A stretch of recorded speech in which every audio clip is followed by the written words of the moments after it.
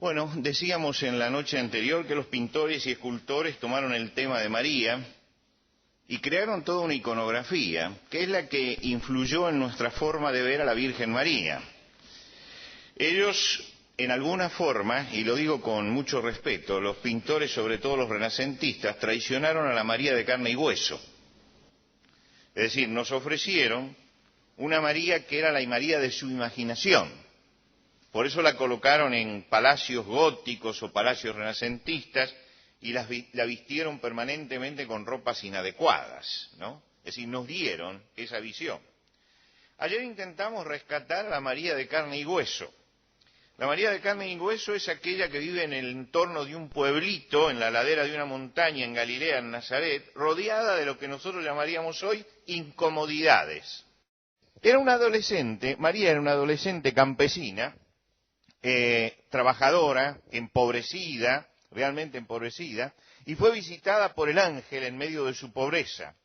Y la contestación de María, la contestación final de María, con la que terminamos ayer, entonces María dijo, he aquí la sierva del Señor, hágase conmigo conforme a tu palabra, tiene una respuesta final que, como decíamos ayer, va más allá de la emoción y va más allá de la razón.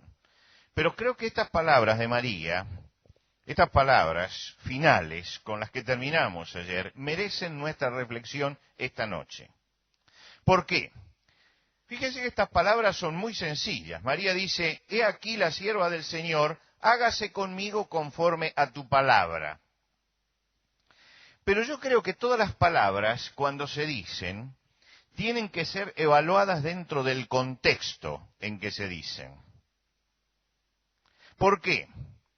Porque la seriedad o no seriedad de las palabras siempre las da el contexto en el cual la palabra se expresa.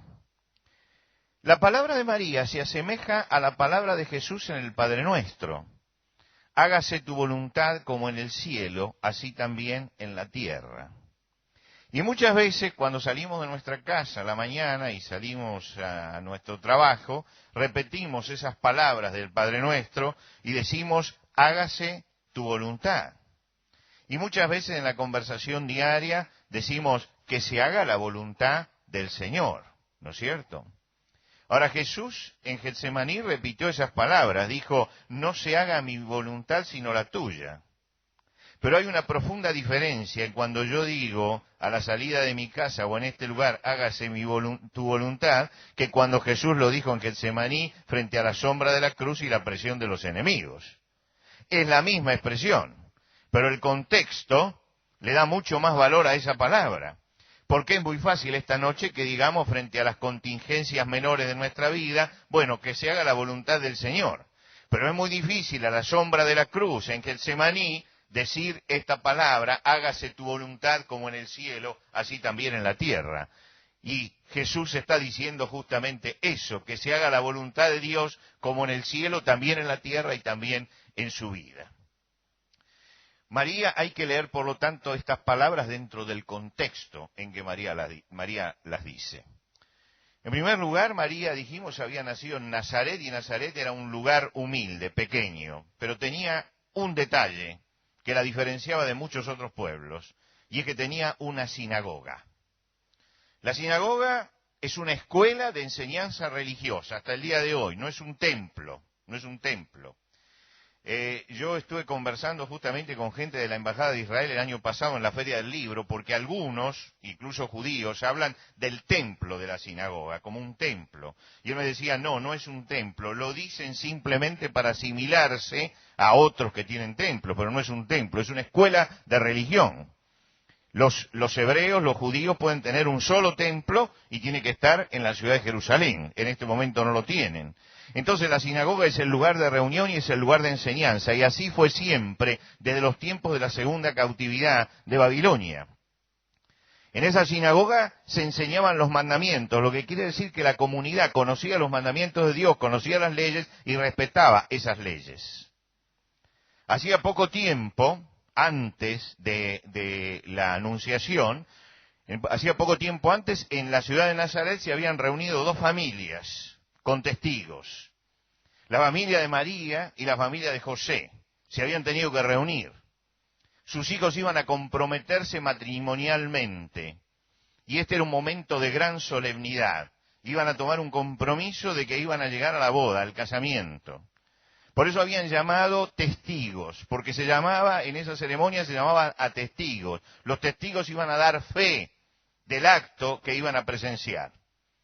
Se hacían votos solemnes delante de los testigos de que en un plazo que casi nunca excedía de un año se iba a consumar la boda. Por lo tanto, los dos se comprometían. El testimonio del compromiso era que se intercambiaban algunas prendas o algún documento que daba firmado. Y se pronunciaba sobre eso una bendición. De acuerdo a la costumbre de la época, se servía una copa de vino y por primera vez los dos que habían firmado este pacto, tanto María como José, bebían de la misma copa. Lo que quiere decir que estamos frente a un acto solemne dentro de la comunidad.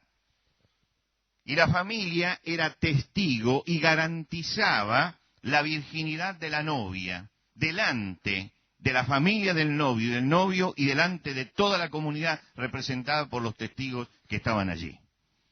A esta ceremonia se le llamaba desposorios. Los desposorios no podían romperse. Después de tomado este compromiso, para romperlo, había que llamar a las autoridades religiosas y hacer un trámite de divorcio, aunque el matrimonio no había sido todavía realizado ni consumado.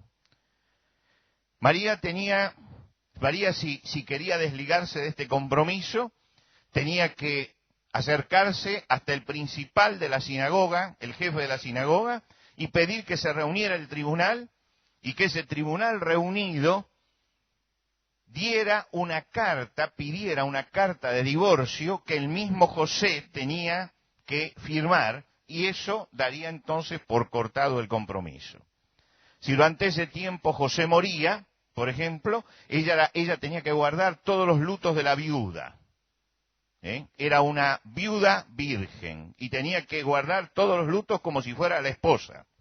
Y si faltaba a ella su compromiso, era acusada de adulterio, no de fornicación, sino de adulterio, de haber engañado a la otra familia. Por lo tanto, se le aplicaba la ley de la lapidación. El pueblo salía y la apedreaba hasta morir. Dentro de ese contexto, María dice: he aquí la sierva del Señor, hágase conmigo conforme a tu palabra. Si usted no tiene en cuenta ese contexto, no entiende el sentido de estas palabras. Porque una cosa es decir, hágase la voluntad del Señor en el contexto cómodo que a veces nosotros tenemos, y otra cosa es el problema de María embarazada dentro de ese contexto. En primer lugar, tenía un problema con su familia, que había garantizado la virginidad de su hija. En segundo lugar, tenía un problema con José, que había confiado en ella y se habían burlado de él. Por lo tanto, iba a presentarse a los ancianos y pedir reivindicación, y esto era legal. Y tenía un problema con la comunidad, porque la comunidad había salido de testigo. La comunidad había firmado esto, y era la comunidad la que iba a tomar la determinación de apedrearla. Frente a todas esas dificultades, frente a todos esos peligros, María no pregunta. Ella preguntó cómo va a ser esto porque no conozco varón. Pero una vez que le explicaron que el Espíritu Santo iba a ser sombra, en ese momento María no pregunta. Ella dice: he aquí la sierva del Señor, hágase conmigo conforme a tu palabra. Es la confianza en que los planes de Dios cubren todas las posibilidades, tienen todas las respuestas y le dan al hombre todas las seguridades. Ahora, ¿qué pasaba en ese momento en el corazón de María? Esto es muy difícil saberlo. Es muy difícil saberlo porque el perfil que nos muestra la Biblia de María es el de una persona sumamente reservada. ¿Por qué? Cuando ella está en el pesebre y se recibe la visita de los pastores con toda la alegría de los pastores y todo lo que ellos hacen, y todos, dice, se maravillaban de lo que los pastores decían, se dice: pero María guardaba todas estas cosas meditándolas en su corazón. Y esto da ya un perfil de la persona. Es decir, ella no participaba abiertamente de toda la alegría reinante, sino que hacía permanentemente reflexión sobre lo que tenía delante. Cuando a los 12 años, en el episodio de Jesús con los doctores en el templo, ante la respuesta de Jesús de que le conviene estar en la casa de los negocios del Padre, dice el Evangelio de Lucas, y su madre guardaba todas estas cosas en su corazón. Lo que quiere decir que tenemos una persona sumamente reservada. Si alguien preguntara, bueno, ¿qué pasaba en el corazón de María? Es muy difícil con estos elementos decir algo. No se expresaba directamente. Tenía una profunda vida de reflexión interior. Pero hay un momento en que usted entra en la Biblia, en el corazón de María, en que usted puede penetrar en lo que ella piensa. Y es el momento que nosotros hemos leído, en el Magnificat, en ese cántico que ella levanta. Todo lo que tenemos del corazón de María está sintetizado allí. Todo lo que podemos saber de la interioridad de María está sintetizado allí. El Magnificat, esto que comienza en el versículo 46 y termina en el 55 que nosotros hemos leído, es un salmo que brota de un corazón agradecido. Es un salmo.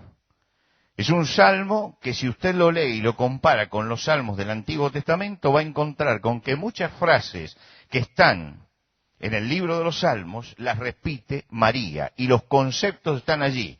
Lo que habla de una persona con un profundo conocimiento, con una profunda captación de lo que escuchaba en la sinagoga, y una profunda maduración espiritual que llega a ponerlo allí. Y no se olvide la edad de la persona de la que estamos hablando, que en el mejor de los casos sería de 15 años.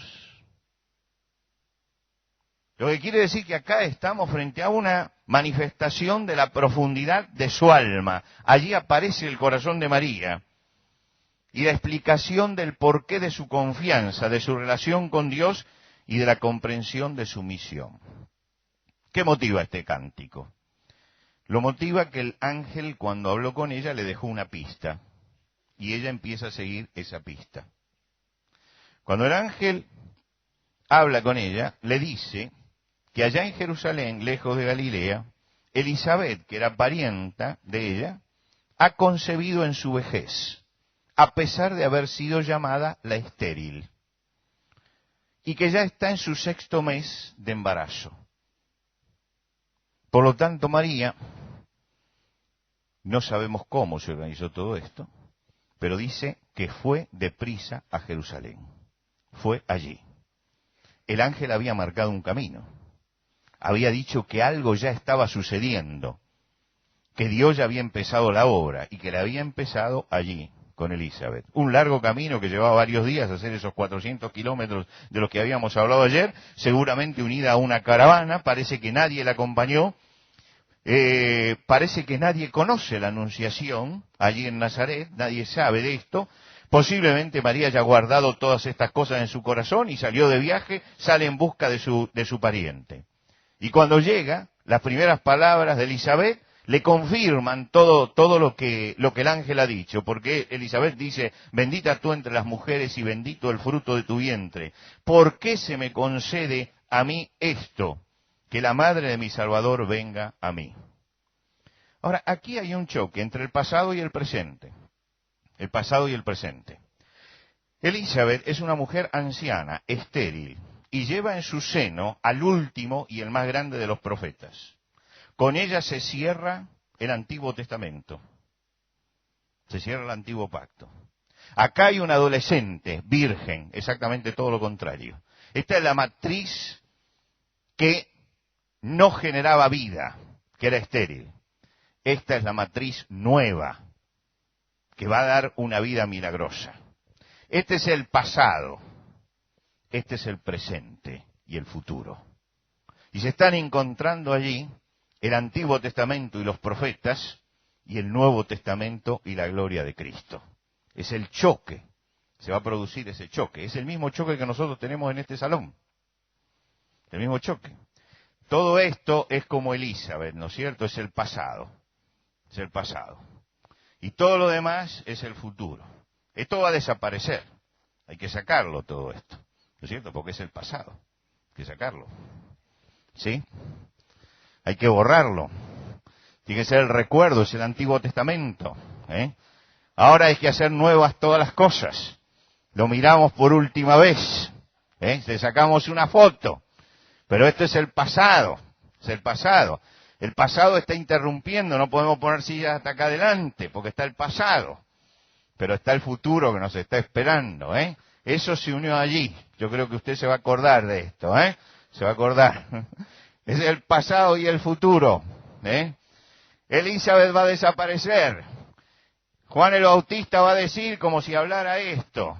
A él conviene crecer, a mí menguar. Yo tengo que desaparecer, tiene que aparecer lo otro. ¿Se da cuenta? Hay que hacer modificaciones todavía acá. ¿No es cierto, pastor? Qué aplicación bíblica que estoy haciendo de las próximas construcciones. El arquitecto está agradecido en este momento a todo lo que yo digo. Le di una mano espiritual, un argumento bíblico para sacar esto. Pero bueno, allí está la mujer anciana que se encuentra con la mujer adolescente. Ella viene a abrir el camino, ¿eh? Y ella dice, y bienaventurada la que creyó, porque se cumplirá lo que fue dicho de parte del Señor. Usted se anticipa a una frase que vamos a escuchar al final, después de la resurrección. Bienaventurados los que no vieron y creyeron. Le da esta bienaventuranza. Elizabeth reconoce a María, la bendice y bendice el fruto del vientre de María, y le señala el privilegio de recibirla. Es el homenaje de Juan el Bautista todavía en el vientre de su madre, al Hijo encarnado también en el vientre de su madre. Es mucho más hondo lo que está pasando aquí que lo que se ve en la superficie, ¿no? María toma el homenaje de Elizabeth.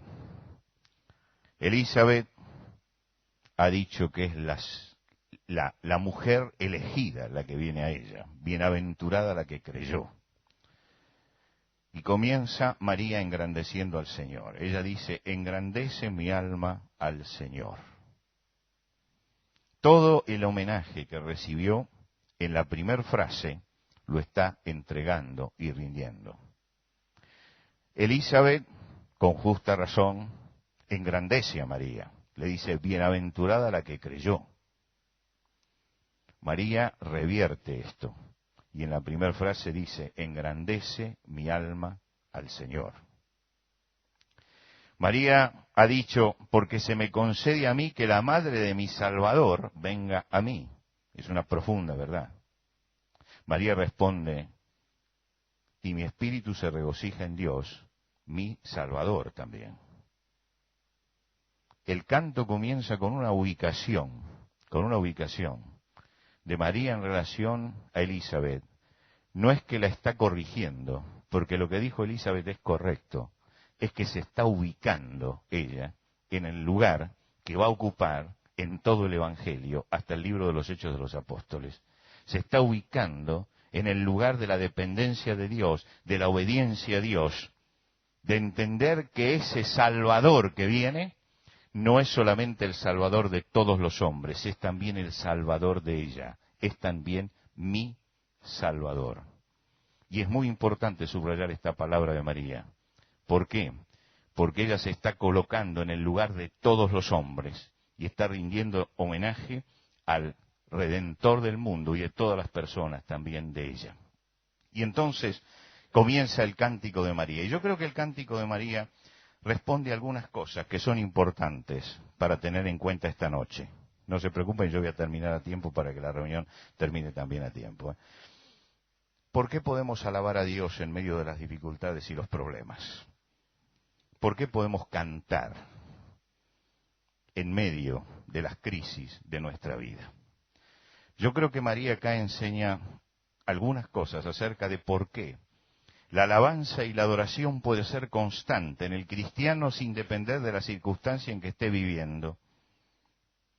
Seguramente todos los que estamos aquí estamos viviendo distintas circunstancias. Algunos estarán viviendo circunstancias gozosas de alegría y otros tal vez estén viviendo circunstancias críticas en su vida, de pruebas y a lo mejor pruebas grandes.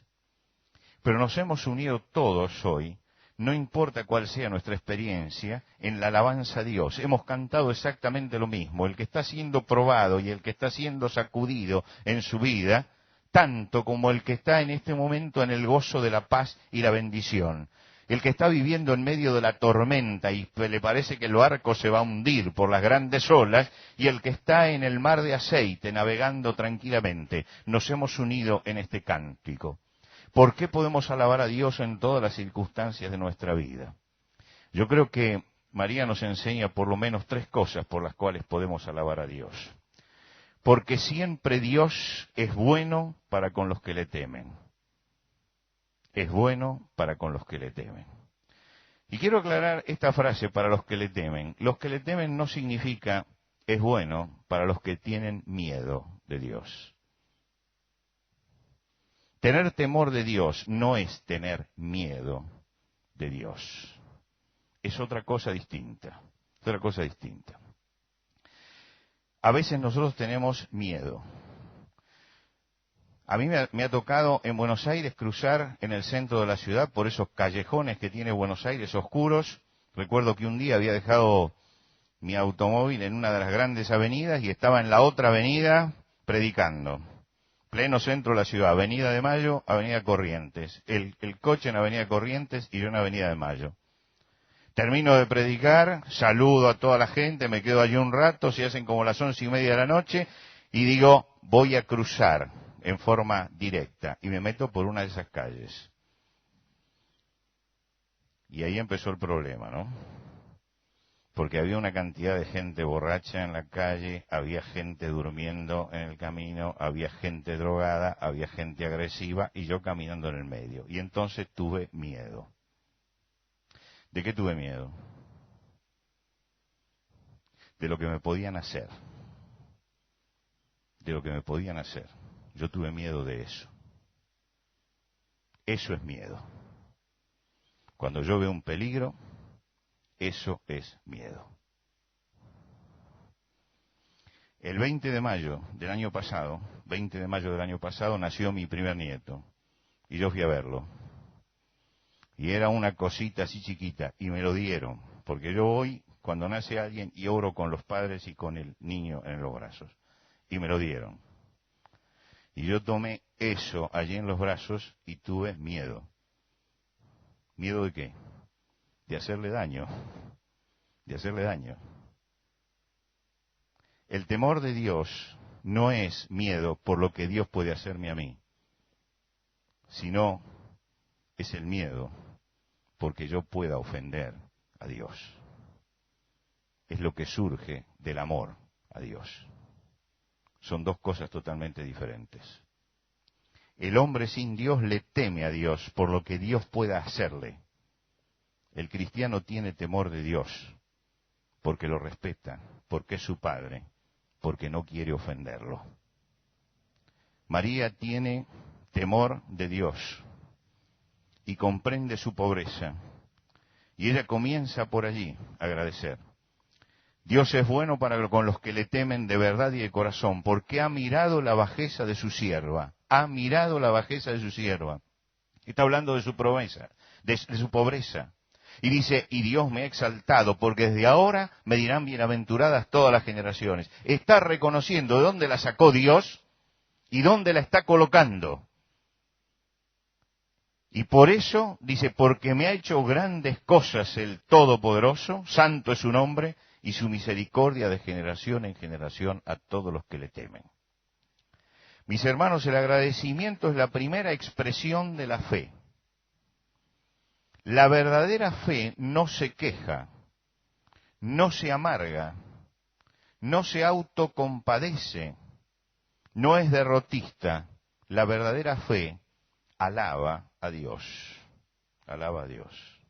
La primer manifestación de la fe, y ojalá sea también la última en nuestra vida, es el agradecimiento a Dios. A María no le desaparecieron todos los problemas están latentes. La reacción de José, lo que va a decir la familia, lo que van a decir en el pueblo, todavía está latente allí. Pero ella dice, por la fe, yo en medio de todo esto estoy alabando al Señor. Primera razón por la cual alabar al Señor. Alabamos a Dios. Alabamos a Dios. Porque Dios es bueno siempre para con los que le temen. Si usted respeta a su Padre y no quiere ofenderlo, Dios es bueno con todos los que le temen. Dios es bueno. ¿Por qué podemos alabar a Dios? Porque Dios es un Dios constante. No tiene la inconstancia de los dioses paganos. Es el Dios eterno. Dios es el Dios que no cambia. De generación en generación, Dios ha bendecido siempre a los que le buscan. Ha bendecido siempre a los que le temen y ha bendecido siempre a los que le sirven en integridad. No ha variado nunca esta conducta de Dios. Dios siempre ha sido así. Es la fidelidad de Dios la que está agradeciendo María en ese momento. Él dice, socorrió a Israel su siervo, acordándose de la misericordia de la cual habló a nuestros padres, para con Abraham y su descendencia para siempre. Se está remitiendo al principio de la historia. Dice, yo doy gracias a Dios porque este socorro de Dios apareció allí en el principio, cuando comenzó nuestro pueblo, en Abraham, y Dios se mantuvo constante. El pueblo fue siempre inconstante. Fue siempre inconstante, siempre fue de un lado para otro, pero la promesa de Dios se mantuvo constante y la fidelidad a Abraham nunca, nunca, nunca faltó. Y María da gracias a Dios porque las promesas de Dios permanecen de generación en generación. No importa lo que haya hecho tu padre, tu madre, tu familia, ahora sobre todo que aparecen todas esas modas de que si me traigo un pecado de la cuarta generación o de la quinta generación. El que está en Cristo es un nuevo ser, las cosas viejas pasaron, son todas hechas nuevas. Y la fidelidad de Dios es para con todos los hombres, igual, en todas las generaciones. No importa de dónde vengo, no importa cuál sea mi familia, no importa cuál sea mi origen. Dios tiene promesas y son constantes para todos los hombres. ¿Por qué alabamos a Dios? Porque tenemos un Dios fiel en su constancia. Fiel. Él mantiene sus promesas a través del tiempo. Y alabamos a Dios porque Dios es justo. Dios es justo. Hizo proezas con su brazo, esparció a los soberbios en el pensamiento de sus corazones, quitó de los tronos a los poderosos y exaltó a los humildes, a los hambrientos colmó de bienes, a los ricos los envió vacíos. Nosotros vivimos en un mundo donde el hombre ha trastornado todas las cosas. Hoy hay injusticia donde tiene que haber justicia. Hay mentira donde tiene que haber verdad. Hay opresión donde tiene que haber libertad. Hay soberbia donde tiene que haber humildad. Es un mundo donde los valores están trastocados, totalmente cambiados. María alaba a Dios porque Dios es el único que da vuelta a las cosas. Es el único que da vuelta. Es el único que transforma todas las cosas. Porque Dios resiste a los soberbios y da gracia a los humildes. Da vuelta para imponer la justicia. Nosotros tenemos en nuestro país tremendos problemas con la justicia, tremendos problemas con la justicia, tremendos problemas que no los podemos solucionar, heridas abiertas que no se van a cerrar nunca. El martes yo estoy hablando en la Feria del Libro con Monseñor Casareto sobre el tema justamente justicia y caridad. Mire usted el tema, justicia y caridad. Y conversábamos en la Cámara del Libro Religioso que se va a hablar este tema en el salón más grande de la Feria del Libro. Va a ser un acto tremendo. Se esperan entre 500 y 600 personas en este acto. ¿Para qué? Para ver si dilucidamos, por lo menos, si sembramos la semilla en el pueblo de la necesidad de hacer una verdadera justicia y de tener una verdadera caridad, amor, en el sentido cabal del término, con respecto al prójimo. ¿Por qué? Porque vivimos en un estado de permanente injusticia. Pero yo agradezco a Dios porque Dios es el Dios de la justicia. Porque sé que Dios es el que pone todas las cosas en el debido orden. Porque sé que Dios es el que va a ordenar y organizar todas las cosas finalmente. Y sé que la justicia de Cristo va a resplandecer en un momento de la historia. Y todos los hombres se van a deslumbrar ante el justo que impartirá justicia a toda la humanidad. Todo esto es lo que María canta en este canto. Está cantando a la grandeza de Dios. Se está abstrayendo de los problemas personales, del drama que tiene cuando vuelva después de 3 meses a Nazaret, de que tendrá que enfrentar a José y tendrán que enfrentar a la familia y tendrán que enfrentar a la comunidad. Indudablemente tiene allí una sentencia de muerte sobre la cabeza, pero en medio de todo el corazón estalla de agradecimiento a Dios. Dios es un Dios justo, Dios es un Dios constante, Dios es un Dios bueno para con los que le temen. Yo estoy temiendo a Dios y no puedo esperar nada malo. Y todo eso lo va a experimentar en la vida. Es verdad que las puertas del mesón van a estar cerradas, ¿se acuerda? Pero siempre habrá un pesebre abierto. Es verdad que el corazón de los poderosos va a estar frío. Herodes va a querer matarlo. Pero siempre va a haber pastores que van a agradecer y van a dar gloria a Dios. Es verdad que los religiosos se van a turbar, pero entonces vendrán los magos del Oriente para traer un mensaje de esperanza. Y es verdad que Herodes buscará la muerte, pero Dios abrirá el camino de la vida. Es decir, esta es la constancia del Dios eterno a la que está alabando en este momento María. El profeta Nahum dice, el Señor Jehová es bueno, fortaleza en el día de la angustia y conoce a los que en él confían. Léalo usted en el profeta Nahum, es tremendo. Está hablando de los juicios tremendos a la humanidad. Y de pronto, en medio de todos esos juicios de Dios, aparece este versículo como una luz de esperanza. Pero el Señor es bueno, fortaleza en el día de la angustia y conoce a los que en él confían. Mi hermano, el Señor es bueno. El Señor es bueno. Es fortaleza en el día de la angustia y él conoce a los que en él confían. El Señor es bueno. Quisiera que esta noche te lleves esta palabra. Es la síntesis del corazón de María. Yo estoy pasando por problemas, pero el Señor es bueno. Es fortaleza en el día de la angustia y él conoce a los que en él confían.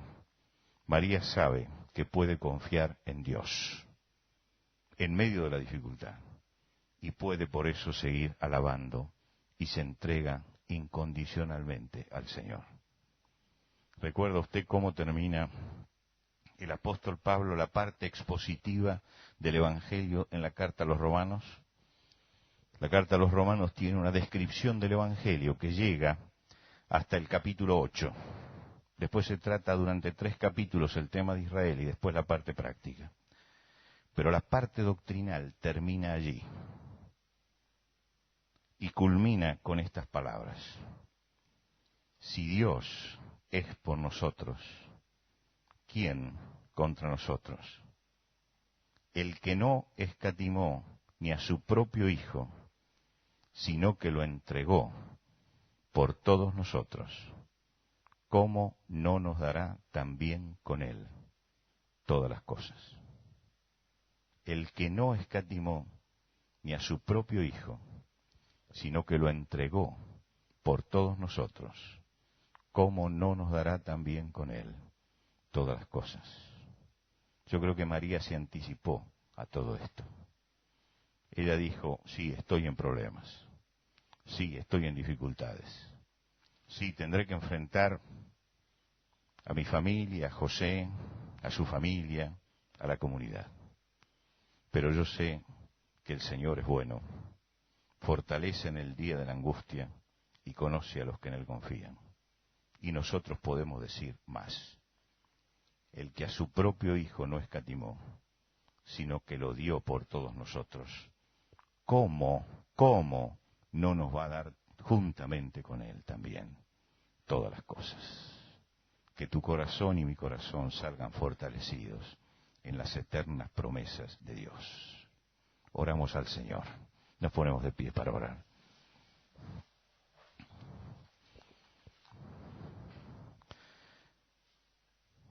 Señor, queremos agradecerte porque realmente tú eres bueno para con cada uno de nosotros. Lo proclamamos, Señor, con nuestros labios, pero lo comprobamos todos los días de nuestra vida. Que tú eres bueno, bueno. Eres bueno para con cada uno de tus hijos, de los que te tememos. Y te agradecemos por las eternas promesas que tenemos, porque cuando nuestra vida entra en la zona de tormenta, cuando entramos en la zona de angustia, siempre miramos hacia los cielos y vemos el alto refugio, el amor garantizado, quien ha dado a su Hijo por nosotros y lo desamparó en la cruz para darnos protección a nosotros pecadores. ¿Cómo no nos va a dar juntamente con Él todas las cosas? Reconocemos, Señor, la pequeñez y fragilidad de nuestra fe para creer todas estas cosas. Y reconocemos que muchas veces no alcanzamos a comprender la profundidad de tu amor y tu bondad para con nosotros.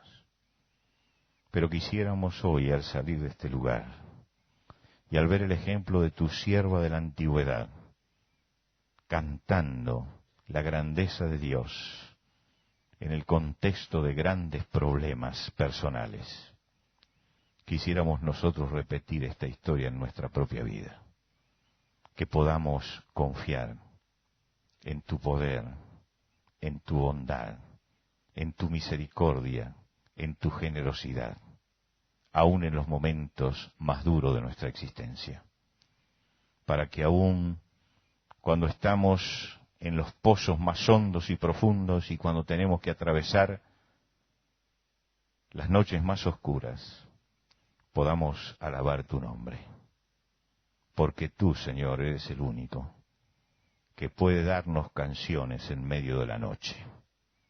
Enséñanos, Señor, a cantar canciones de alabanza en medio de la oscuridad. Señor, fortalece nuestra vida espiritual en esta, la palabra que hemos meditado esta noche. Gracias, Señor, por tu misericordia y por tu bondad. Gracias, Señor. En el nombre de Cristo Jesús. Amén.